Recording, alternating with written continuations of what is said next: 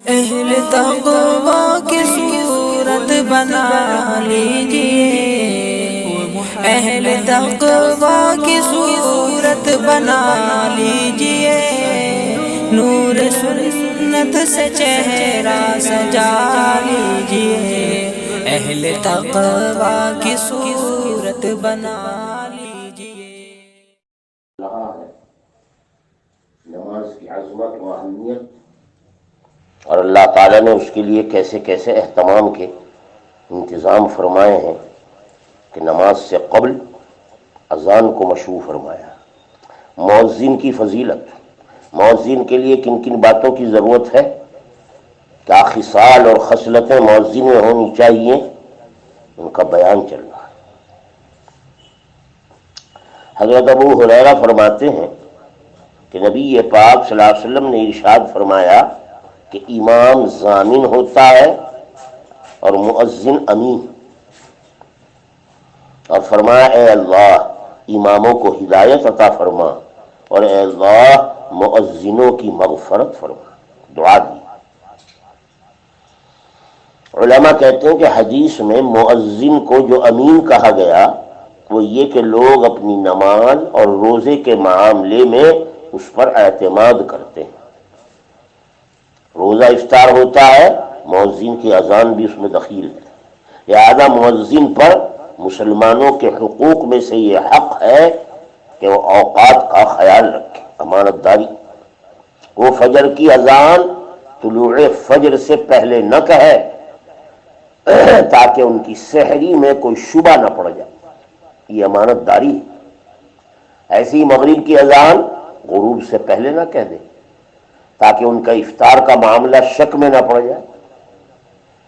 ان امور کی وجہ سے کہا گیا کہ مؤذن امین ہے اور امام ضامن ہے، یعنی قوم کی نماز کا ذمہ دار ہے۔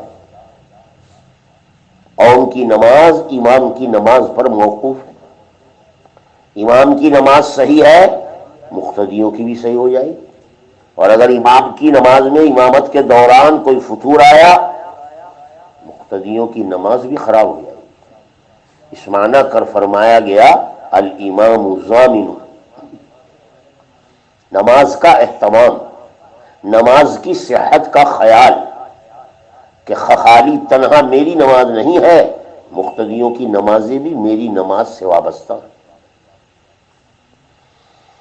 نبی پاک صلی اللہ علیہ وسلم کا ارشاد ہے اے لوگو سنو، تین قسم کے لوگ قیامت کے دن مشک اور عنبر کے ٹیلوں پر ہوں گے، مشک اور عنبر کے ٹیلے، اور نہ ان کا کوئی حساب ہوگا نہ ان پر کوئی خوف، لا خوف علیہم ولا هم یحزنون، نہ کوئی گھبراہٹ۔ تین قسم کے لوگ، ایک وہ جو کسی قوم کا امام رہا ہو، نمازوں کا اس نے اہتمام کیا ہو، لوگوں کی نمازیں اس سے وابستہ اور لوگ اس سے خوش ہوں، وہ امانت داری کے ساتھ نماز پڑھا۔ دوسرے وہ شخص جس نے پانچوں اذانیں اللہ کو راضی کرنے کے لیے کہی ہوں، مؤذن جس کا مقصد طلب رضا، اللہ کی رضامندی۔ اور تیسرا وہ غلام ہے جس نے اپنے مالک کی بھی اطاعت کی ہو اور اللہ تعالیٰ کی بھی، اپنے آقا کی بھی اور اپنے رب حقیقی کی۔ جو غلام دونوں حق ادا کرتا ہو وہ قیامت کے دن مشک کے اور عنبر کے ٹیلوں پر بٹھائے جائیں گے۔ حضرت ابو ہریرہ حضور کا ارشاد نقل کرتے ہیں کسی مسلمان کو جائز نہیں ہے کہ وہ کسی مسلمان کے گھر میں بلا اجازت نظر ڈالے اور دیکھے۔ اگر دیکھ لیا تو گویا وہ بلا اجازت گھر میں داخل ہو رہا ہے، اور بلا اجازت گھر میں داخل ہونے سے قرآن نے منع کیا۔ جو شخص بلا اجازت داخل ہوتا ہے وہ اللہ سے اپنا وعدہ توڑ رہا ہے۔ کسی مسلمان کو جائز نہیں ہے کہ اپنی طبعی حاجت کو روکتے ہوئے نماز پڑھے جب تک کہ فارغ نہ ہو لے، یعنی استنجے سے، پیشاب سے، تقاضوں سے فارغ ہو کر نماز پڑھے تاکہ خشوع اور خضوع۔ ایسے ہی کسی مسلمان کے لیے جائز نہیں ہے کہ کسی قوم کی امامت ان کی اجازت کے بغیر کرے، یعنی مقتدی اس سے خوش ہو۔ اگر ایسا کرے گا تو لوگوں کی نماز قبول ہوگی۔ حضرت ابو ہریرہ راوی ہیں کہ نبی پاک صلی اللہ علیہ وسلم نے ارشاد فرمایا، اگر لوگوں کو معلوم ہو جائے کہ اذان کہنے میں اور جماعت کی صف اول میں اللہ کے ہاں کتنا اجر و ثواب ہے تو لوگ اس پر قرعہ اندازی شروع کر دیں گے۔ ہر ایک چاہے گا کہ میں اذان دوں اور چاہے گا صف اول میں شریک ہوں، قرعہ اندازی کر کے پھر شرکت کرنی پڑے گی۔ اور اگر جان لے کہ ظہر کے لیے گرمی میں دھوپ میں آنے کا مسجد میں کتنا اجر ہے تو لوگ ایک دوسرے سے سبقت کرتے ہوئے دوڑ دوڑ کر مدرسے مسجد آئیں گے۔ اسی طرح اگر پتہ چل جائے کہ عشاء اور فجر کی نماز کی حاضری میں مسجد کے اندر کتنا بڑا ثواب ہے تو لوگ شامل ہونے کی کوشش کریں گے، چاہے گھسٹ گھسٹ کے آنا پڑے۔ اللہ نے ان تین اعمال میں اتنا بڑا اجر رکھا ہے، ایک اذان میں، ایک دوپہر کے وقت ظہر کی نماز با جماعت میں، اور ایک عشاء اور فجر۔ حضرت ضحاک فرماتے ہیں کہ حضرت عبداللہ ابن زید نے جب خواب میں اذان دیکھی، عبداللہ ابن زید ابن عبد ربی وہ صحابی ہیں جن کو خواب میں اذان کے کلمات سکھائے گئے، جب انہیں اذان دیکھی اور حضرت بلال کو حضرت کے کہنے پر سکھائی، حضرت نے فرمایا بلال کو سکھا دو۔ جب وہ اذان کے کلمات سیکھ لیے، حضرت بلال کو حکم دیا جاؤ چھت پر چڑھ کر اذان کہو۔ حضرت بلال نے جب اذان شروع کی تو لوگوں نے مدینے میں ایک عجیب آواز محسوس کی، نئی نئی اذان تھی۔ نبی پاک صلی اللہ علیہ وسلم نے پوچھا جانتے ہو یہ آواز کیسی ہے؟ لوگوں نے جواب دیا کہ اللہ اور رسول ہی جانتے۔ ارشاد فرمایا تمہارے رب کے حکم سے آسمانوں کے دروازے عرش تک بلال کی اذان کے لیے کھولے گئے۔ یہ قبولیت کاملہ۔ حضرت ابو بکر صدیق نے سوال کیا صرف بلال ہی کی خصوصیت ہے یا آئندہ جتنے اذان دینے والے ہیں ان سب کے لیے عرش تک دروازے کھولے جاتے ہیں؟ فرمایا تمام مؤذنوں کے لیے یہی فضیلت ہے۔ فرمایا کہ مؤذنوں کی روحیں شہداء کی روحوں کے ساتھ اکٹھی کی جائیں گی، مؤذنین کا درجہ شہداء کے ساتھ قیامت کے دن۔ حضرت انس بن مالک رضی اللہ تعالیٰ عنہ فرماتے ہیں اے لوگوں نماز کا اہتمام کیا، نماز کے جو شرائط ہیں نبی نے بیان کیے ہیں نماز کو قیمتی بنانے کے لیے، کیونکہ نماز سے زیادہ قیمتی کوئی عبادت نہیں۔ ہمارے آقا صلی اللہ علیہ وسلم نے فرمایا 5 باتوں سے بچو تاکہ نماز قبول ہو جائے۔ فرمایا جو عورت اپنے خاوند سے ناراض ہو اس کی نماز قبول نہیں ہوتی۔ اسی طرح جو غلام اپنے آقا سے بھاگ جائے، خدمت کرتے کرتے بلا اجازت چھوڑ کر بھاگ گیا، جب تک واپس نہ آ جائے اللہ اس کی نماز قبول نہیں کرتا۔ تیسرے وہ رشتہ دار جو رشتہ داریوں کو قطع کرتا، قطع تعلق قطع صلہ کرتا، جو 3 دن کے بعد بھی اپنے بھائی سے بولنے کی کوشش نہ کرے۔ چوتھے وہ شخص جو نعوذ باللہ شراب پینے کا عادی، اور ایسے ہی وہ شخص جو لوگوں کو نماز پڑھاتا امامت کرتا ہے حالانکہ مقتدی اس کو پسند نہیں کرتے۔ اسے چاہیے نماز میں اہتمام رکھے اپنے مقتدیوں کے خوش رہنے کا۔ امام فقی ابو اللیث فرماتے ہیں ایک شخص نماز پڑھائے اور لوگ اس کو ناپسند کریں، یہ ناپسندیدگی 2 طرح کی ہے۔ ایک تو یہ کہ اس کی کسی برائی کی وجہ سے امام کو لوگ ناپسند کریں، یا وہ قرآن مجید غلط پڑھتا ہے حالانکہ مجمع میں جماعت میں ایسا شخص موجود ہے جو اس سے علم و فضل میں بڑھا ہوا اور قرآن مجید اچھی طرح پڑھنے والا ہے، تو ایسی ناگواری اور ناپسندیدگی شرعاً ہے۔ قرآن غلط پڑھنے والے کو امام نہ بنانا چاہیے، اس کو امامت سے روک دینا چاہیے۔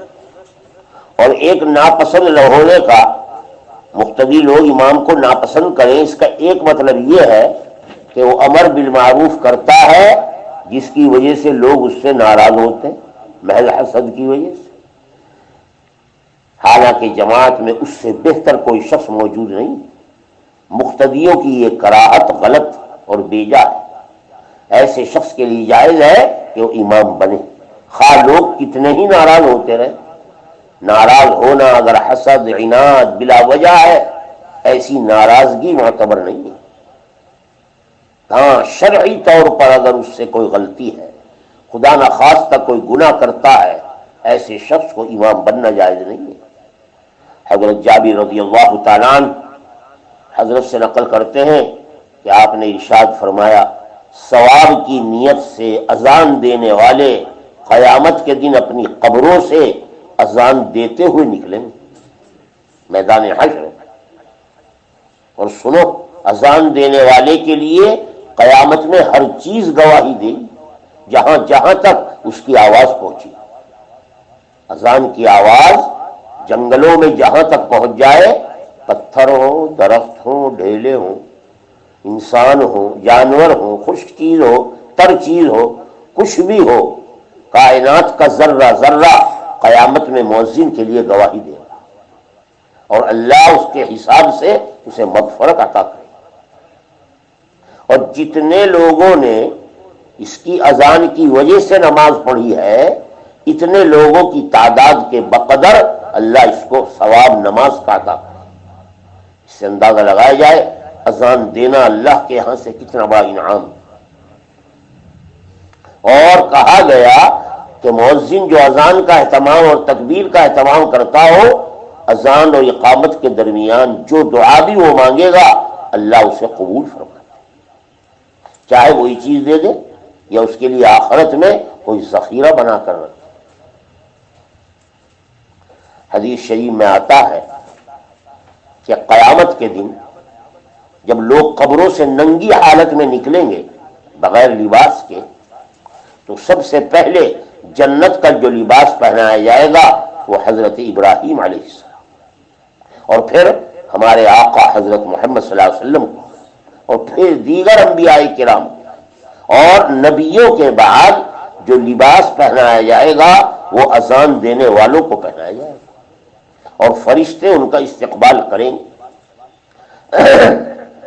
اور ان اذان دینے والوں کے ساتھ ان کی قبر سے لے کر میدان حشر تک تمام مؤذنین کے ساتھ ہزار فرشتے اعزازاً ساتھ ہوں گے۔ ابن عباس فرماتے ہیں کہ 3 آدمیوں کو اللہ تعالی ہمیشہ عذاب سے محفوظ رکھتے ہیں، ایک مؤذن، ایک شہید جو اللہ کے راستے میں شہید ہو رہا ہو، اور ایک وہ شخص جس کا انتقال جمعے کی رات یا جمعے کے دن میں ہوا۔ جمعے کی رات میں انتقال کرنے والا شہید کہا گیا، اور انہیں قیامت کے دن مشک اور عنبر کے ٹیلوں پر بٹھایا جائے گا، یہاں تک کہ لوگ حساب سے فارغ ہوں گے، لوگ اپنے حساب و کتاب میں ہوں گے، اور یہ مشک اور عنبر کے ٹیلوں پر بیٹھے ہوئے مزے اڑا رہے ہوں گے۔ 3 شخصوں کو بارے میں فضیلت آئی، ایک وہ جو امام ہو اور اللہ کی رضا کے لیے امامت کرتا ہو، حسن نیت اور نیک نیت ہی کرے۔ ایسے ہی وہ شخص جو اللہ کی رضا کے لیے قرآن پاک کی تلاوت کرتا ہو، اور ایک وہ مؤذن جو اللہ کی رضامندی کی طلب میں اذان دیتا ہو۔ اور یہ بھی کہا گیا، اللہ تعالیٰ کے انعامات کی وسعت دیکھیے، حدیث میں کہا گیا کہ جو شخص مؤذن کے ساتھ ساتھ اذان کے کلمات کا جواب دے اور وہی کلمات کہتا رہے جو مؤذن نے کہے، اس کو بھی اتنا ہی اجر ملے گا۔ اللہ، جواب دینے والے کے لیے بھی اذان دینے والے کے برابر اجر کا وعدہ کیا گیا۔ ایک حدیث میں ہے کہ جب مؤذن اللہ اکبر کہتا ہے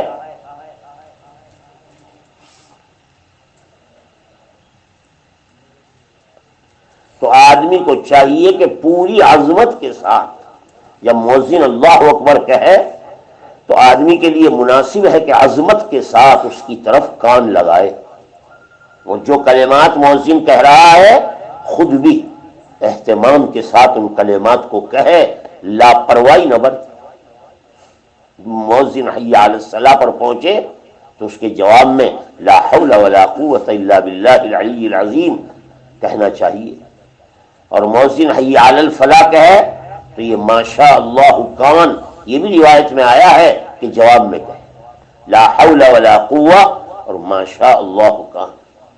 اور مناسب ہے کہ اذان کی تفسیر اور اذان کے اندر کلمات کے جو معنی ہیں سننے والے کو ان پر غور کرنا چاہیے کہ کیا اعلان کر رہا ہے مؤذن۔ یاد رکھو ہر کلمے کے ایک ظاہری معنی ہے اور ہر کلمے کے ایک باطنی مطلب ہوتا ہے۔ اللہ کے اذان دینے والے کے لیے، اللہ کے لیے جو اذان دے رہا ہو اس کے کلمات کے معانی میں غور کریں۔ مؤذن جب اللہ اکبر کہتا ہے تو ظاہری معنی تو ہم آپ جانتے ہیں کہ اللہ بہت بڑا ہے، اللہ بہت بڑا ہے، لیکن اس کے ساتھ ساتھ اللہ کی بڑائی اور عظمت کے تقاضوں پر عمل کرنا، اللہ کی بڑائی کا دھیان کرنا، وہ یہ ہے کہ دنیا کے کاموں کو چھوڑ کر اذان کی آواز سن کر آدمی نماز کے لیے نکل جائے، دنیا کے کاموں میں لگنے کے بجائے اللہ جس کے لیے بلا رہے ہیں اس کام میں لگ۔ یہ اللہ کی بڑائی کا تصور ہے۔ ایسے ہی اشہد ان لا الہ الا اللہ میں اس کے معنی کا خیال رکھے کہ میں گواہی دے رہا ہوں کہ اللہ کے علاوہ کوئی عبادت کے خلائق نہیں، اور زندگی کے ہر عمل میں اللہ کے حکم کے ماننے کا اقرار کرے، کیونکہ اللہ کے سوا کوئی نفع دینے والا نہیں۔ اسی طرح اشہد ان محمد رسول اللہ مؤذن کہہ رہا ہے، اس کے معنی بھی یہی ہے کہ آدمی نبی پاک صلی اللہ علیہ وسلم کی تمام لائی ہوئی شریعت اور احکامات کی تصدیق کرے۔ جماعت قائم کرنے کا حکم بھی اسی نبی نے دیا ہے، لہذا اس کا بھی اتباع کرے۔ غرض کے اذان کے کلمات بندے کے ایمان کو تازہ کرتے ہیں جب آدمی کلمات اذان کے معنی میں غور کرتا ہے۔ شریعت محمدیہ میں نماز چونکہ بہت بڑی عبادت ہے اور اس جیسی کوئی عبادت نہیں ہے، اس لیے اس کے واسطے اللہ تعالیٰ نے ہدایات اور تعلیمات نبی کے ذریعے دی ہیں۔ ہر تعلیم نماز کی عظمت بیان کرتی ہے، نماز کیسی عظیم الشان عبادت ہے۔ طہارت اور وضو، اذان، وقت کی پابندی، اور اس کے ساتھ ہمارے آقا نے بہت ساری تعلیمات دی ہیں۔ چنانچہ صفائی اور پاکیزگی کے اعتبار سے صرف اتنا ہی نہیں ہے کہ آدمی نماز سے پہلے وضو کر لے، ہمارے آقا نے نماز کے ساتھ جیسے وضو کا حکم دیا ہے، وضو میں مسواک کا بھی حکم دیا، کیونکہ اس کے ذریعے پاکیزگی میں کمال اور صفائی میں کمال پیدا ہوتا ہے۔ حضرت نے فرمایا اے لوگوں مسواک کا استعمال کیا کرو، وضو کے وقت مسواک کرنا سنت ہے۔ دیکھو مسواک سے منہ صاف ہوتا ہے، مسواک سے اللہ کی رضا حاصل ہوتی ہے، مسواک میں اللہ نے بڑے بڑے فوائد رکھے۔ اللہ تعالیٰ نے اپنی رضا کا ذریعہ بنایا ہے اور فرشتے بھی خوش ہوتے ہیں مسواک کرنے والے۔ یہ مسواک آنکھوں کی روشنی میں اضافہ کرتی ہے، دانتوں کو سفید کرتی ہے، آدمی کے مسوڑوں کو مضبوط کرتی ہے، اور دانتوں کی بیماری کا مسواک میں اللہ نے علاج رکھا۔ شریعت کا حکم دینی اور دنیاوی دونوں فوائد پر مشتمل ہے۔ بعض لوگوں نے لکھا ہے مسواک کرنے سے کھانے کے ہضم میں مدد ملتی ہے، یہ بلغم کو بھی ختم کرتی ہے، اور نمازوں کا اجر و ثواب سب کو معلوم ہے، مسواک کی وجہ سے اللہ تعالیٰ بڑھا دیتے ہیں۔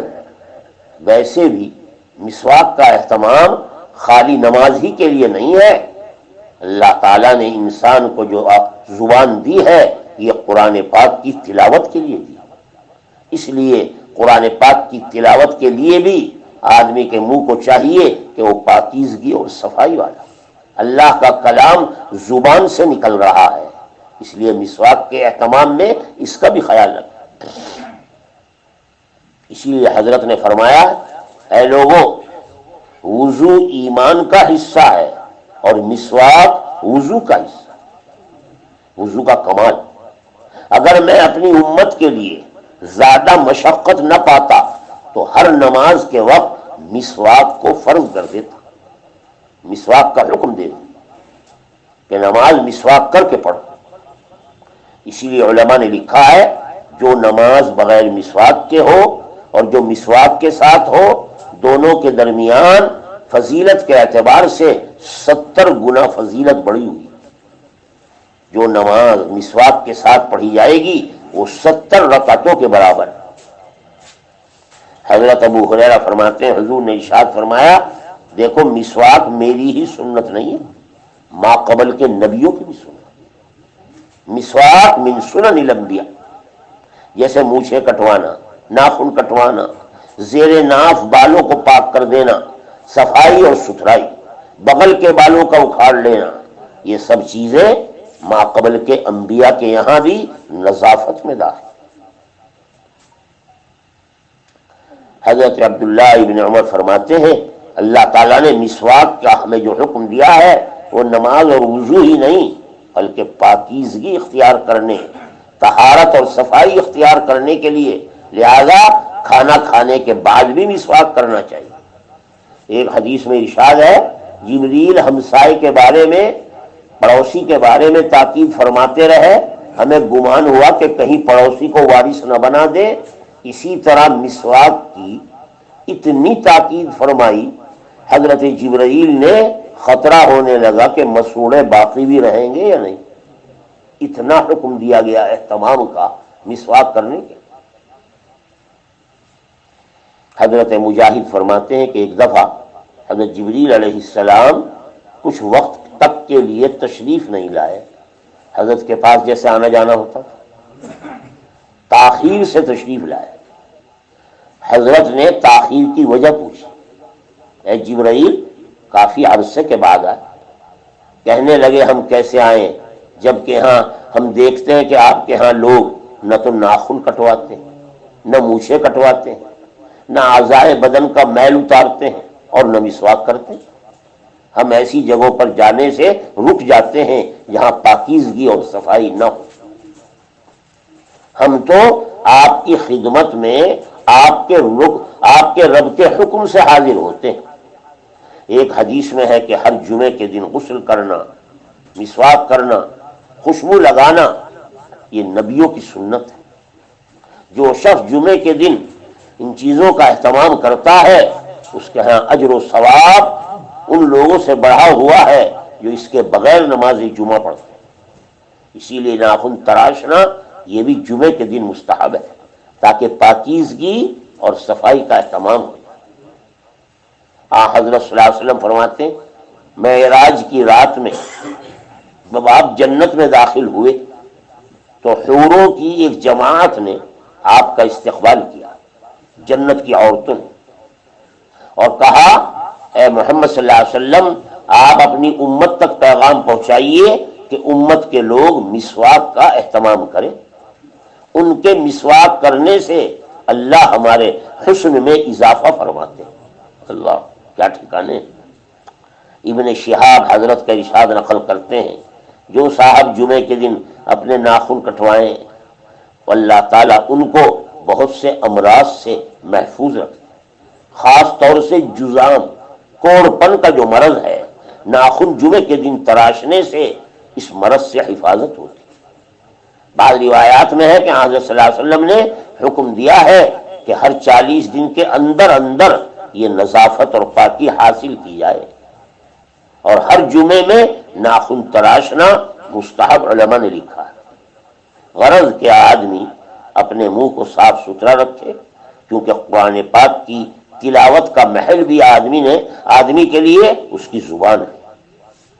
حضرت امام فقی ابو اللیث فرماتے ہیں، مسواک کرنا 3 قسم پر ہے، یا تو آپ اس سے اللہ تعالیٰ کی رضا، خوشنودگی اور سنت پر عمل چاہتے ہیں، یا آپ کا اپنا ذاتی نفع ہے، دانتوں کی صفائی، یا لوگوں کی وجہ سے، اگر سنت اور اللہ تعالیٰ کی رضا مقصود ہے تب مسواک پر ثواب ملے گا۔ لہذا آدمی کو مسواک کرتے وقت صرف ظاہری صفائی کا خیال نہ کرے کہ دانت صاف ہو جائیں گے، بلکہ نیت کرے کہ یہ نبی کی سنت ہے، اور اسی پر نماز میں 70 گنا ثواب زیادہ ملنے کی فضیلت وارد ہے۔ اگر آدمی یہ نیت نہ کرے اور ثواب نہ مقصود نہ ہو، صرف ذاتی نفع، تو پھر یہ ریاکاری ہو جائے گی۔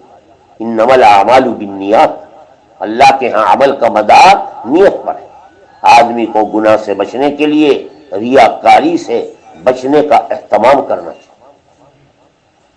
حضرت ابن عباس فرماتے ہیں کہ قرآن پاک کی آیت ہے وَإِذِ ابْتَلَىٰ إِبْرَاهِيمَ رَبُّهُ بِكَلِمَاتٍ، اللہ نے اپنے نبی خلیل اللہ ابراہیم علیہ السلام کا امتحان لیا۔ حضرت ابن عباس فرماتے ہیں اس امتحان کا جو ذکر ہے اس میں 5 طرح کی طہارت حضرت سے مطلوب ہوئی۔ حضرت ابراہیم کو حکم دیا 5 قسم کی طہارت، جن کو فطرت کہا جاتا، فطرت ابراہیمی، مونچھیں کٹوانا، کلی کرنا، ناک میں پانی دے کر ناک کو صاف کرنا، مسواک کرنا اور سر میں مانگ نکالنا، یہ ابراہیم علیہ السلام کی سنن بتائی گئی، اور یہی مقصد بتایا گیا بکلمات کا۔ اللہ نے ابراہیم کا امتحان لیا ان کلمات کے ذریعے، 5 قسم کے کلمات۔ اللہ تعالیٰ نے اسی طریقے سے اپنے نبی کے لیے فضائل در فضائل کے ذیل میں نماز، وضو، مسواک، اسی طرح جمعے کے اہتمام کو بھی عام نمازوں کے اہتمام سے زیادہ بیان کیا۔ اللہ تعالیٰ نے امت محمدیہ کو نماز جیسی نعمت عطا فرمائی، اور اس کے یہ سب آداب آپ نے سنے۔ ان نمازوں میں جمعے کو اللہ نے ایک خاص فضیلت عام نمازوں سے زیادہ دی۔ حضرت کا ارشاد ہے اے لوگوں تمہارے دنوں میں افضل دن جمعے کا ہے۔ دیکھو جمعے کے دن کو معمولی نہ سمجھو، اسی دن میں حضرت آدم علیہ السلام پیدا ہوئے اور اسی دن میں ان کا انتقال ہوا، اور جمعے ہی کے دن قیامت کا سور پھونکا جائے گا۔ لہذا اس دن کا اہتمام کیا کرو، اور یہ اہتمام میں یہ داخل ہے کہ مجھ پر کثرت سے درود بھیجا کرو۔ اللہ، جمعے کے دن کثرت سے درود، تمہارا درود ہمارے پاس پیش ہوتا ہے۔ عرض کیا گیا حضرت آپ پر درود کیسے پیش ہوگا؟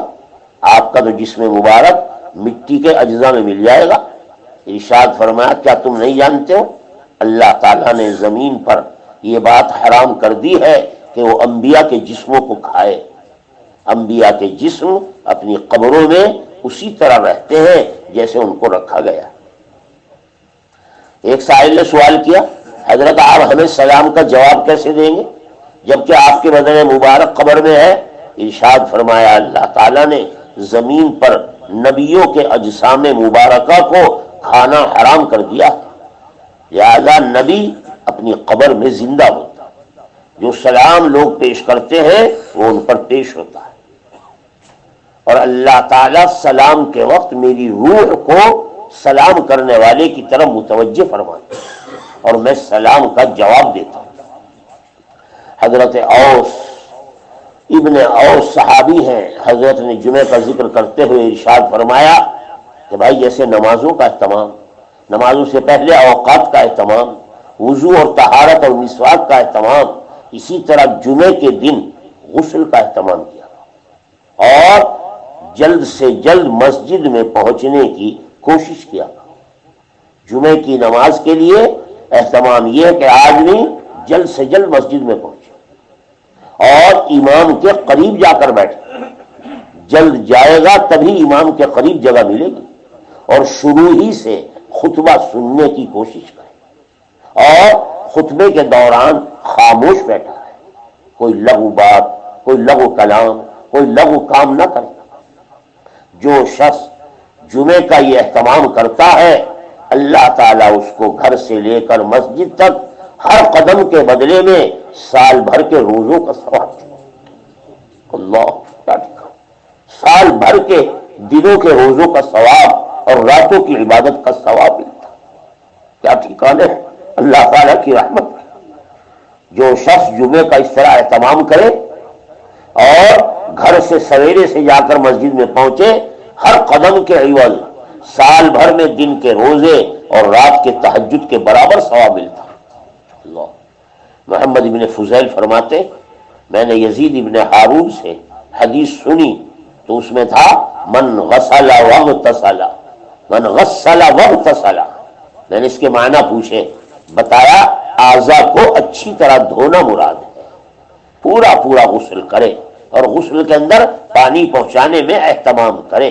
حضرت نے اس لیے دو لفظ بولے، جیسے بکرا وابتکرا، جس کے معنی ہے سویرے سے سویرے اور جلدی سے جلدی طبیعت پر تقاضا ہو جمعے کے لیے مسجد میں جانے کا۔ حضرت ابو ہریرہ فرماتے ہیں نبی پاک صلی اللہ علیہ وسلم نے فرمایا دیکھو کسی دن سورج طلوع یا غروب نہیں ہوتا جو جمعے کے دن سے افضل ہو، جمعے کا دن سب سے افضل۔ زمین کا ہر جاندار سوائے انسانوں کے اور جنات کے جب جمعے کا دن آتا ہے تو ڈرنے لگتے ہیں، تمام جاندار، کیونکہ یہ دن قیامت کے قائم ہونے کا دن ہے، ڈرتے ہیں کہ کہیں قیامت قائم نہ ہو جائے۔ اور سنو، جمعے کے دن مسجدوں کے دروازوں پر، ہر دروازے پر اللہ تعالیٰ دو فرشتے مقرر کرتے ہیں جن کے ہاتھوں میں رجسٹر ہوتا ہے۔ حکم دیا جاتا ہے مسجد میں اول اول آنے والوں کا نام درج کریں اور ان کی حاضری لکھیں۔ چنانچہ وہ ایسے شخص کی حاضری حساب سے، وقت کے حساب سے درج کرتے ہیں، جو جتنا پہلے آیا اتنے ہی پہلا وقت اس کا لکھتے ہیں، تاکہ وقت پہلے آنے کے اعتبار سے اس کا اجر و ثواب اس کو ملے۔ اسی لیے حضرت نے فرمایا جو بہت سویرے آئے گا وہ ایسا ہے جیسے کوئی اونٹ کی قربانی کر رہا، جو اس کے بعد آئے گا وہ ایسا جیسے بکری صدقہ کر رہا، اور اس کے بعد اگر کوئی آ رہا ہے وہ ایسا جیسے پرندہ صدقہ کر رہا، اور اس کے بعد بھی بالکل آخر میں کوئی آنے والا ہو وہ ایسا ہے جیسے انڈا صدقہ کر رہا۔ آخر وقت تک ثواب اسی طرح فرشتے رجسٹروں میں درج کرتے ہیں، قیامت میں اسی حساب سے اجر دیا جائے گا۔ اور جب امام منبر پر بیٹھ جاتے اور خطبہ دینا شروع کرتے ہیں تو وہ رجسٹر بند کر دیتے ہیں، اب کسی کا نام جمعے کی حاضری کا ملائکہ کے رجسٹر میں درج نہیں ہوتا۔ اس لیے چاہیے کہ امام کے منبر پر بیٹھنے، خطبہ شروع ہونے سے پہلے جتنا پہلے ہو جمعے کے لیے اہتمام کریں۔ حضرت ابو ہریرہ سے روایت ہے نبی پاک صلی اللہ علیہ وسلم نے ارشاد فرمایا جو شخص جمعے کے دن اچھی طرح وضو کرے اور پھر جمعے کے لیے آئے اور امام کے قریب بیٹھے اور خاموشی اختیار کرے، کیسے کیسے آداب ہیں یہ جمعے، فرمایا گیا جو شخص یہ اہتمام اور آداب ملحوظ رکھتا ہے اللہ ایک جمعے سے دوسرے جمعے تک کے جتنے گناہ ہیں سب معاف کر دیتے، بلکہ 3 دن اور زائد، جمعے سے جمعہ ہفتہ 3 دن لگا کر 10، کیونکہ الحسنۃ بعشر امثالها۔ حضرت ابو ہریرہ نبی پاک صلی اللہ علیہ وسلم سے نقل کرتے ہیں یاد رکھو بہترین دن جس میں سورج طلوع ہوتا ہو وہ جمعے کا دن ہے۔ حضرت آدم اس میں پیدا ہوئے ہیں، اسی دن انہیں جنت میں داخل کیا گیا ہے، اسی دن انہیں جنت سے زمین پر اتارا گیا ہے، اور اسی دن قیامت قائم ہوگی۔ اور سنو جمعے کا دن ایسا ہے کہ اس میں ایک ساتھ اور ایک گھڑی ایسی ہوتی ہے کہ مومن بندہ اللہ سے جو مانگے گا اللہ وہ اس کو عطا کرے گا، جو سوال کرے گا وہ ملے گا۔ روایت نقل کرنے کے بعد ابو سلمہ راوی روایت ہے، فرماتے ہیں کہ ہمارے بڑے صحابی حضرت عبداللہ ابن سلام اس حدیث کو بیان کر کے فرمایا کرتے تھے اے لوگوں میں جانتا ہوں وہ گھڑی کون سی ہے جس کو ساعت مستجابہ کہا، جو مانگو گے وہ ملے گا۔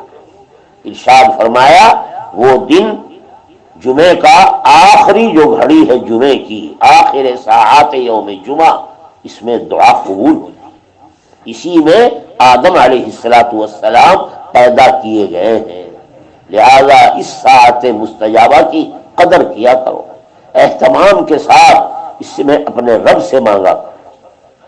حضرت سعید بن مسیب فرماتے ہیں جمعہ کی حاضری اور مسجد میں جمعے کا اہتمام مجھے نفلی حج سے زیادہ پسند ہے۔ حضرت کعب احبار سے منقول ہے کہ آگ کا پیالہ پی لینا، یہ شراب کا پیالہ پی لینا اس سے زیادہ مجھے پسند۔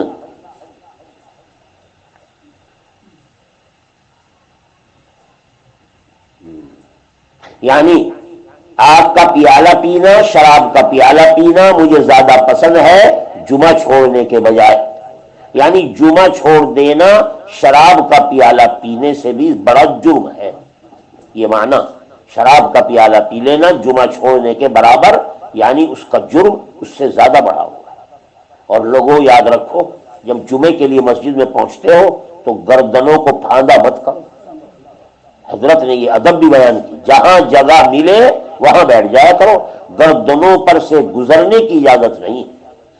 گردنوں پر گزرنے کے بجائے جمعہ چھوڑ دینا زیادہ پسند ہے، کیونکہ گردنوں پر گزرنے سے ایمان والے کو تکلیف ہوتی ہے، اس لیے حکم دیا گیا جہاں جگہ مل جائے وہیں بیٹھ جانا چاہیے۔ اللہ تعالی ہمیں اور آپ کو ان آداب کی رعایت رکھنے کی، زندگی ان کے مطابق گزارنے کی توفیق عطا فرمائے۔ سبحانک اللہ